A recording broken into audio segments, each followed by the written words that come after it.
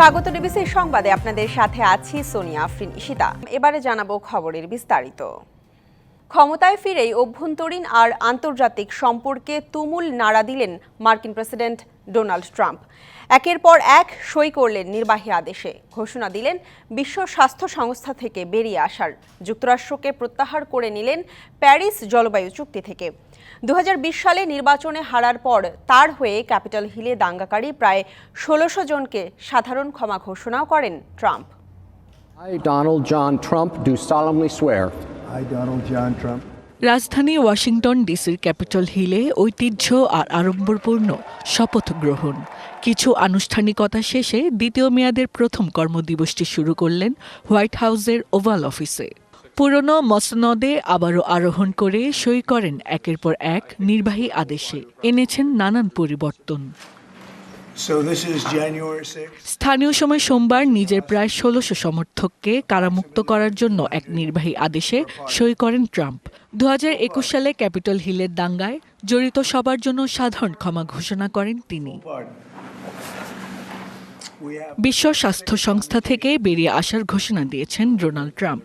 Paris জলবায়ু চুক্তি নিয়ে স্থির রয়েছেন নিজের অবস্থানে, নিজের দেশকে প্রত্যাহার করলেন আবারও।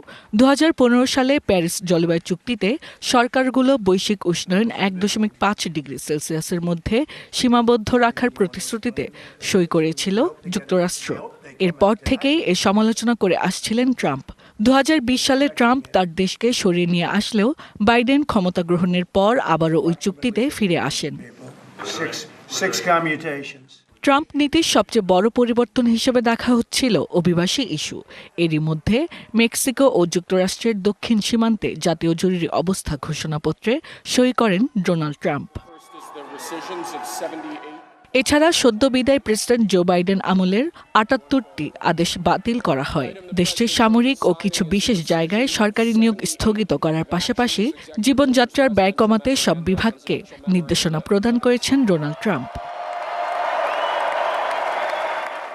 এ সময় গ্রিনল্যান্ড নিয়ে সাংবাদিকদের প্রশ্নে ট্রাম্প বলেন, গ্রিনল্যান্ডবাসী ডেনমার্কের আধিপত্য নিয়ে সন্তুষ্ট নয়।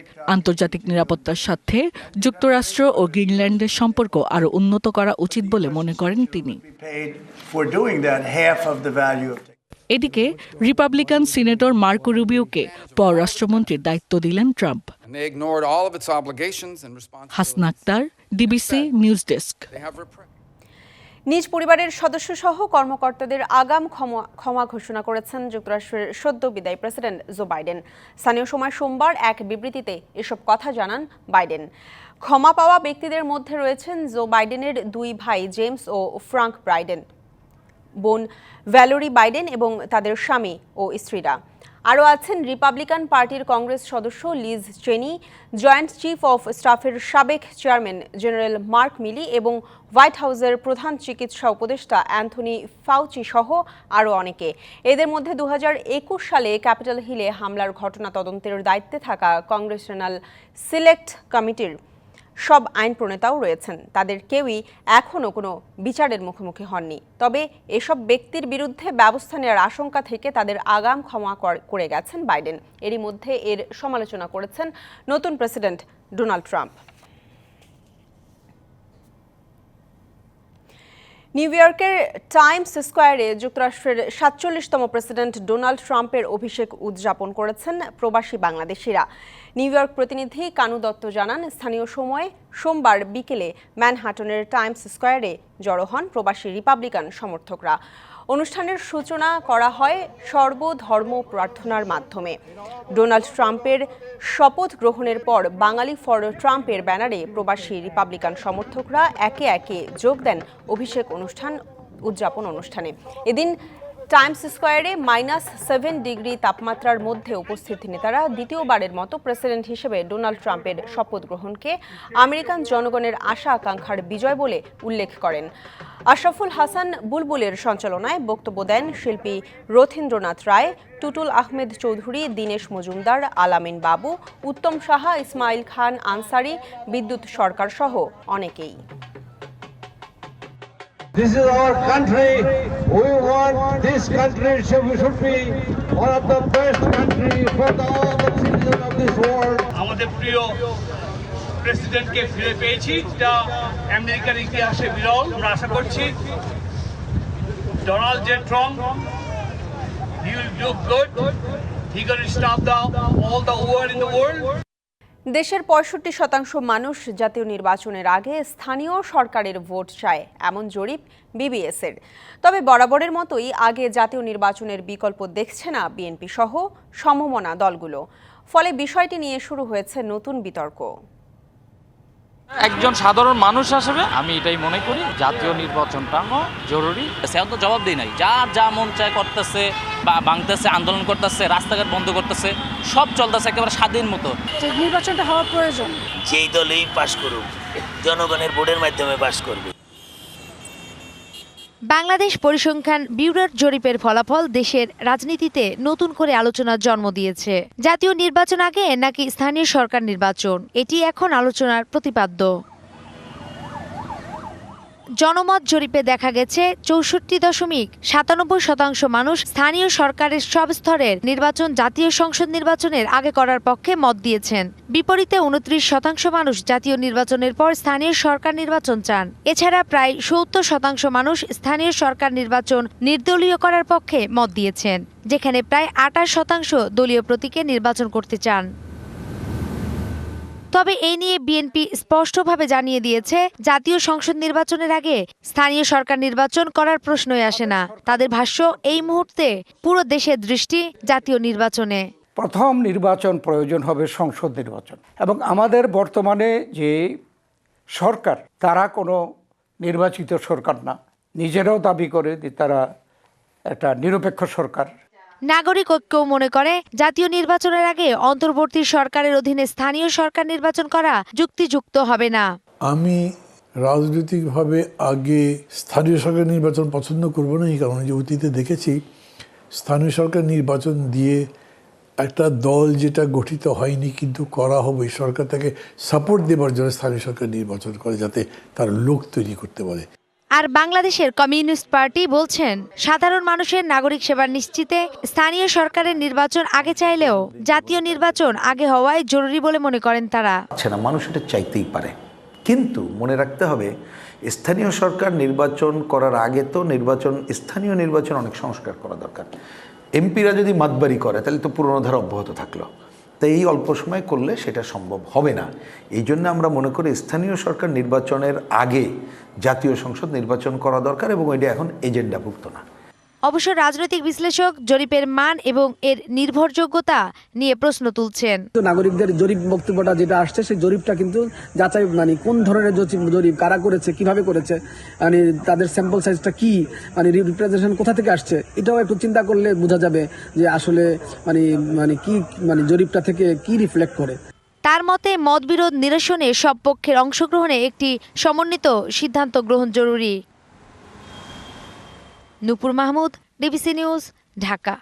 বিশ্ব অর্থনৈতিক ফোরাম WEF এর বার্ষিক বৈঠকে যোগ দিতে সুইজারল্যান্ডের ডাভোসের পথে প্রধান উপদেষ্টা ডক্টর মোহাম্মদ ইউনূস। রাত 1টায় ঢাকা ছেড়ে গেছে তাকে বহনকারী বিমান। 4 দিনের সফরে জার্মান চ্যান্সেলর ওলাফ শলস, ফিনল্যান্ডের প্রেসিডেন্ট আলেকজান্ডার স্ট্যাব, বেলজিয়ামের রাজা ফিলিপ এবং থাই প্রধানমন্ত্রী পেতংটার্ন সিনাওয়াত্রার সঙ্গে দ্বিপাক্ষিক আলোচনা করার কথা রয়েছে। ইউরোপীয় কেন্দ্রীয় ব্যাংকের প্রেসিডেন্ট ক্রিস্টিন লাগার্ড, মেটাতে গ্লোবাল অ্যাফেয়ার্সের president sir Nick Clegg, Amnesty ইন্টারন্যাশনালের secretary general doctor Agnes Callamard এবং বিশ্ব বাণিজ্য সংস্থার মহাপরিচালক ডক্টর এনগোজি ওকনজো আইওয়ালার সঙ্গে বৈঠক করবেন। ওয়ার্ল্ড ইকোনমিক ফোরামের বাংলাদেশ নিয়ে একটি আলাদা সংলাপ হবে, যেখানে বৈশ্বিক ব্যবসায়ী নেতা এবং বিভিন্ন আন্তর্জাতিক সংস্থার প্রধান নির্বাহীরা যোগ দেবেন। আওয়ামী লীগ সরকারের 1.5 দশকের শাসনামলে পুরুষের পাশাপাশি নারীরাও গুমের শিকার হয়েছেন। কখনো কখনো মায়েদের সঙ্গে শিশুদেরও তুলে নিয়ে বন্দিশালায় আটকে রাখা হতো। বাদ যাননি অন্তঃসত্ত্বাও। গুম সংক্রান্ত তদন্ত কমিশনের অন্তর্বর্তী প্রতিবেদনে রাষ্ট্রীয় বাহিনীগুলোর নির্যাতনের এই তথ্য উঠে এসেছে। পুরুষ বন্দীকে মানসিক নির্যাতন করতে স্ত্রীকে আটকে রেখে কোলের সন্তানকে মায়ের দুধ পান থেকে বিরত রাখতে বাধ্য করার কথাও তুলে ধরা হয়েছে এই প্রতিবেদনে। রবিবার গুম সংক্রান্ত তদন্ত কমিশন অন্তর্বর্তী সরকারের প্রধান উপদেষ্টা ডক্টর মোহাম্মদ ইউনূসের কাছে তদন্তের অগ্রগতি তুলে ধরে একটি প্রতিবেদন জমা দেয়। সেই প্রতিবেদনেরই অংশবিশেষ সোমবার প্রধান উপদেষ্টার দপ্তর প্রকাশ করেছে।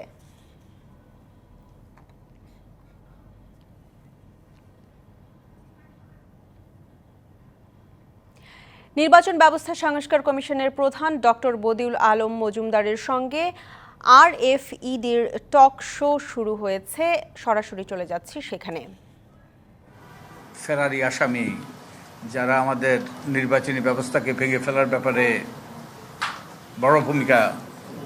ভয়াবহ ভূমিকা পালন করেছে, তারা যেন নির্বাচনী অঙ্গন থেকে বিতাড়িত হয়, এটা আমরা চেষ্টা করেছি। আমরা চেষ্টা করেছি বিচারের আদালতে বা আন্তর্জাতিক অপরাধ আদালতে অপরাধী সাব্যস্ত হলে তারা যেন নির্বাচনে অংশগ্রহণ করতে না পারে, ফেরারি আসামিরা যেন নির্বাচনে অংশগ্রহণ করতে না পারে, এবং মনোনয়ন জমা দেওয়ার সময় যেন প্রার্থীরা যারা আমাদের কারাগারে অন্তরীণ আছে তারা ছাড়া আর যারা যে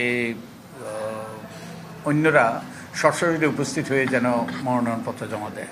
তো এর লক্ষ্য হলো কোনো অসৎ উদ্দেশ্য নয়, এর লক্ষ্য হলো ওই যে আমাদেরকে আপনাদেরকে আমি একাধিকবার বলেছি যে আমরা তো এখান থেকে আমরা গিয়ে আমাদের অফিস স্থাপন করেছি সংসদ ভবনে, এবং অনেকেই প্রথমবারের মতো এই সংসদ ভবনে এসছে। সংসদ ভবনে এসে তারা আমাদেরকে বলেছে, তারা অভিভূত হয়েছে এই সুন্দর বিল্ডিংটা দেখে। তারা আমাদেরকে বলেছে, আমি মনে করি এটা আমাদের জন্য একটা ম্যান্ডেট ছিল, যেন কুৎসিত লোকরা এই ভবনে প্রবেশ করতে না পারে। তো আমরা কাউকে জোর করে কিংবা অযাচিতভাবে অন্যায়ভাবে আমরা কাউকে এর থেকে দূরে রাখার চেষ্টা করছি না। যারা অপরাধ করেছে, অপরাধ করে শাস্তি পেয়েছে কিংবা অপরাধের প্রাথমিকভাবে তাদের বিরুদ্ধে প্রমাণ পাওয়া গিয়েছে, তাদেরকে ওই নির্বাচনী ব্যবস্থা থেকে দূরে রাখার আমরা সুপারিশ করেছি।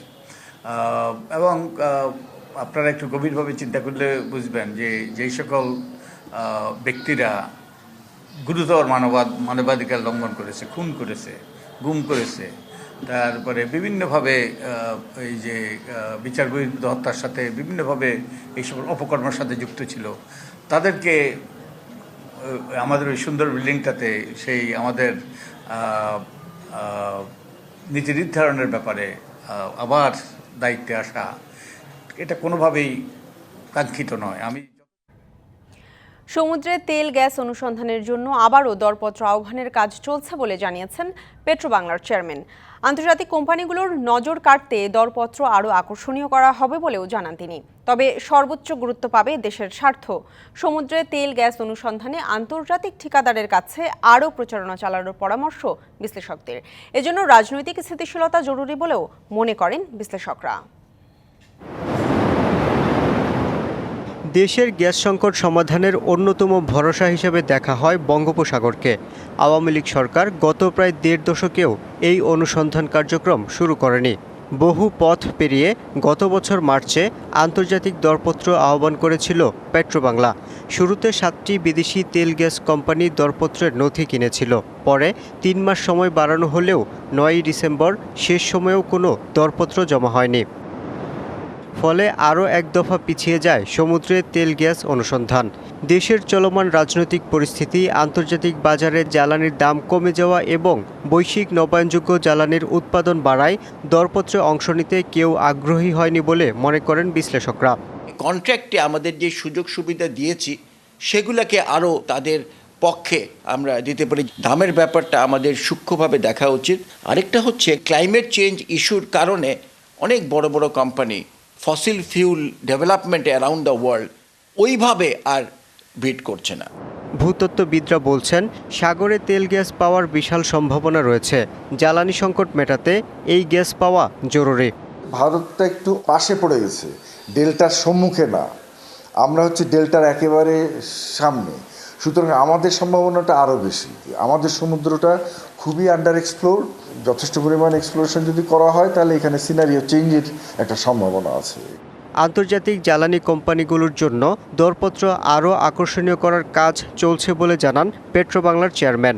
যে ডকুমেন্টটা তৈরি করেছিলাম, যেহেতু কেউ ড্রপ করেন নাই, এই জন্য ওই ডকুমেন্ট আমরা রিইভ্যালুয়েশন করছি। এই ডকুমেন্টটা আমরা আবার ওনাদেরকে কাছেও পাঠিয়েছি যে আপনারা মতামত দেন যে কোন পয়েন্টে আপনাদের সমস্যা আছে। আমরা ওই পয়েন্টগুলো চিহ্নিত করতে পারলে আমরা ওনাদের সাথে বসে আমাদের দেশের স্বার্থ রক্ষা করে ডিপিপিটা তৈরি করব। আমরা ওই ঘাটতিগুলো পুরো করে আবার টেন্ডারে যাব। অভ্যন্তরীণ উৎস থেকে জ্বালানি সরবরাহ বাড়ানোর উপর সর্বোচ্চ জোর দেওয়া হচ্ছে বলেও জানান তিনি। Yusuf Rana, DBC news, Dhaka. রাজধানীর মিরপুরের পল্লবীতে সাবেক সংসদ সদস্য ইলিয়াস মোল্লার দখল থেকে মুক্ত হচ্ছে সাংবাদিক সমিতির নামে বরাদ্দ করা 22 বিঘা জমি। সেখানে উচ্ছেদ অভিযান চালানো হচ্ছে। সেখানে আছেন সহকর্মী শাহ ইমন, আমরা সরাসরি যুক্ত হচ্ছি তার সাথে। ইমন, জানাবেন কারা এই উচ্ছেদ কার্যক্রম চালাচ্ছে এবং উচ্ছেদ অভিযান শুরু হয়েছে কিনা, এবং এই উচ্ছেদ অভিযানের সর্বশেষ কি তথ্য আছে আপনার কাছে বিস্তারিত? ঈশিতা, মিরপুরের পল্লবী এলাকার ঝিলপাড় এলাকায় আমি এই মুহূর্তে অবস্থান করছি। এখানে আপনার দীর্ঘ 17 বছর ধরে তৎকালীন আওয়ামী লীগ সরকার এবং স্থানীয় এমপি ইলিয়াস মোল্লার লোকজন প্রায় 7 একর জমি এখানে দখল করে রেখেছিল। সাংবাদিক পল্লীর নামে বরাদ্দকৃত জাতীয় গৃহায়ণ কর্তৃপক্ষ থেকে বরাদ্দ পাওয়া এই জমিটি দীর্ঘদিন ধরে 17 বছরেও চেষ্টা করে উদ্ধার করা সম্ভব হয়নি।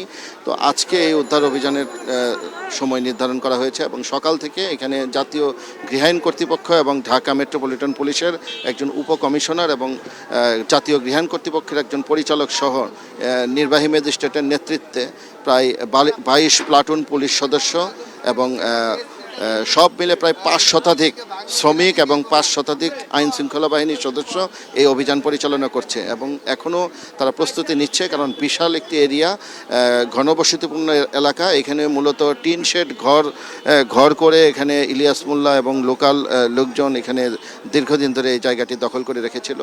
এখন এখানে মাইকিং করা হয়েছে সকাল থেকে যে যার যার জিনিসপত্র নিয়ে যেন এখান থেকে চলে যায়, কারণ এখানে প্রায় 3 থেকে 4 হাজার বস্তি ঘর, টিন শেড এবং দোকান রয়েছে এবং এখানে ইলিয়াস মোল্লার একটি খামার রয়েছে, গরুর খামার। তো এই সবগুলো এখন আমরা দেখতে পাচ্ছি সকাল থেকে কেউ কেউ স্ব-উদ্যোগে এখান থেকে জিনিসপত্র সরিয়ে নিচ্ছে, বাসাবাড়ি যাদের ছিল। এর পাশাপাশি আপনার পুলিশ সদস্যরা মাইকিং করে এখানে জানিয়ে দিয়েছে যে এখানে এটা বুলডোজার দিয়ে ভেঙে দেওয়া হবে। তো বিপুল সংখ্যক পুলিশ কোনো ধরনের বিশৃঙ্খলা যেন না তৈরি হয় এর জন্য মোতায়েন করা রয়েছে এবং এখানে আপনার স্থানীয় যারা লোকজন রয়েছে তারা কিছু কিছু করে জিনিসপত্র সরিয়ে নিচ্ছে এবং পুলিশ এবং গৃহায়ণ কর্তৃপক্ষের যে বুলডোজার রয়েছে তার মাধ্যমে অস্থায়ী স্থাপনাগুলো ভেঙে গুঁড়িয়ে দেওয়া হচ্ছে। ঈশিতা।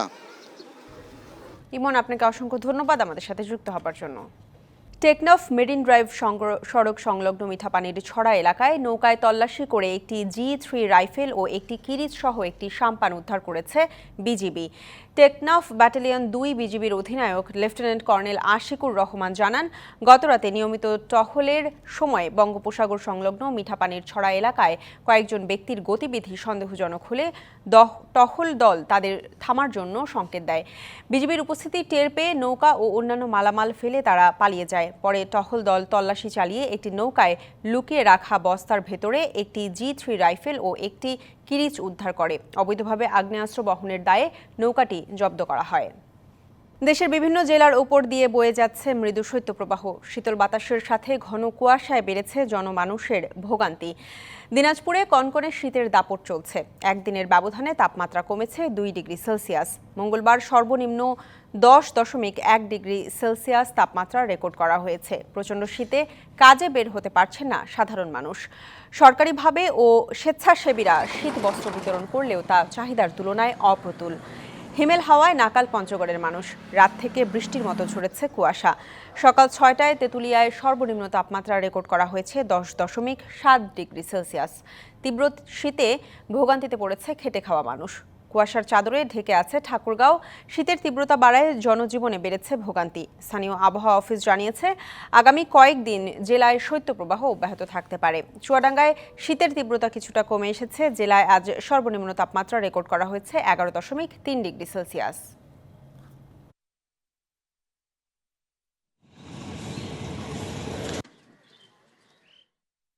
মোটামুটি তো কয়েকদিন ধরে ঠান্ডা ভালোই চলতেছি। আর সন্ধ্যায় এবং সকালে রাত্রে ঠান্ডা অনেক বেশি। বস্ত্র আমরা তুলতে পারতেছি না, আমাদের শীতের প্রয়োজন, শীতের কাপড়ের প্রয়োজন। বাগেরহাট ও ঝালকাঠিতে সরিষার ভালো ফলন হয়েছে। কিছুদিনের মধ্যে ফসল ঘরে তোলার অপেক্ষায় কৃষকরা আশা করছেন ভালো লাভের। মাঠ জুড়ে সরিষা ফুলের সৌন্দর্য উপভোগ করতে দূর দূরান্ত থেকে ছুটে আসছেন অনেকেই। বিস্তীর্ণ এলাকা জুড়ে হলুদের সমারোহ, মনোমুগ্ধকর এক পরিবেশ। বাগেরহাটে সরিষার আবাদ হয়েছে মাঠের পর মাঠ। এবার আবহাওয়া অনুকূলে থাকায় উপকূলীয় এই জেলায় সরিষার ফলন হয়েছে ভালো। গত মৌসুমের চেয়ে এবার দ্বিগুণ উৎপাদনের আশা কৃষকের। এই শস্য চাষে আমি অনেক লাভবান হচ্ছি। এবছরও আমার শস্য দেখা যাচ্ছে অনেক ভালো। আমি এবার 10 কাঠা 52 শতাংশে 10 কাঠা জমির চাষ করছি। আশা রাখি সামনের বার আরো বেশি বাড়াবো আর কি। সরিষা ক্ষেতের পাশে মধু সংগ্রহের জন্য রাখা হয়েছে বাক্স। পরাগায়নের পাশাপাশি মধু বাড়তি আয়ের উৎস। আমার দেখা দেখে আরো অনেক লোক যাবে পড়ছে, বন্ধু বান্ধব এখানে এসে বিকালবেলা ছবি টবি তুলি। এবছর চিতলমারী উপজেলায় সরিষা চাষ হয়েছে 300 হেক্টর জমিতে।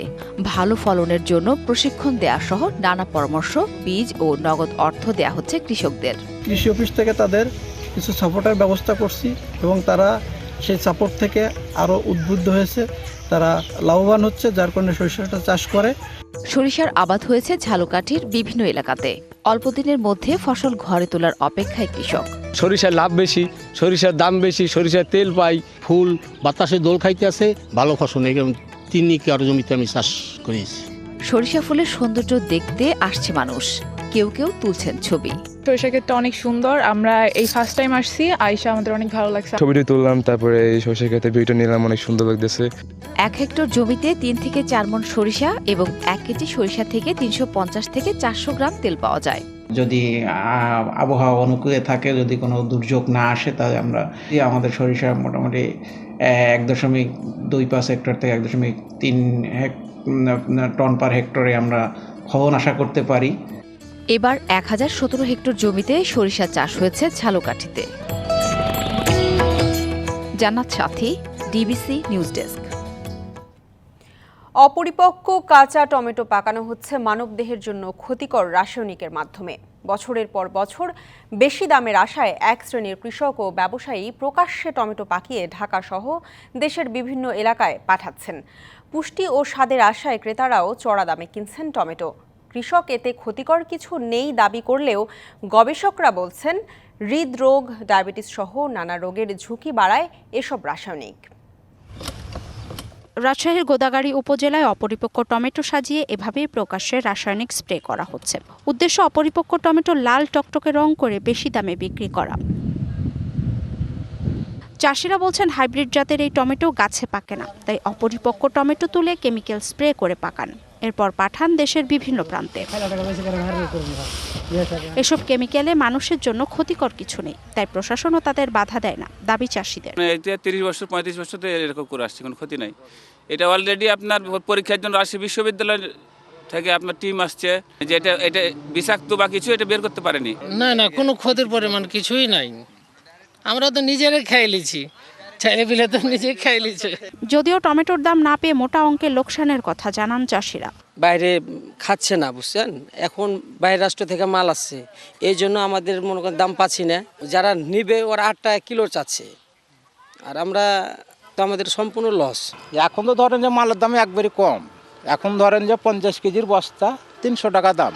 খাবারে যে কোনো রাসায়নিক ব্যবহার মারাত্মক স্বাস্থ্য ঝুঁকি তৈরি করে। স্প্রে করা এসব রাসায়নিকের হৃদরোগ, ডায়াবেটিস সহ বিভিন্ন রোগ আক্রান্তের আশঙ্কা রয়েছে। এই কেমিক্যালগুলো তারা কিন্তু স্প্রে করার কয়েকদিনের মধ্যে এটা বাজারে তুলছে। ডাইজেস্টিভ সিস্টেমের ডিসঅর্ডার, তারপর এরকম আরও অনেক স্কিন প্রবলেম, এগুলো সব মিলে দেখা যাচ্ছে যে এই কেমিক্যালগুলো, বিভিন্ন ধরনের কেমিক্যাল ইনপুট আমাদের প্রতিনিয়ত খাবারের মাধ্যমে ঢুকছে।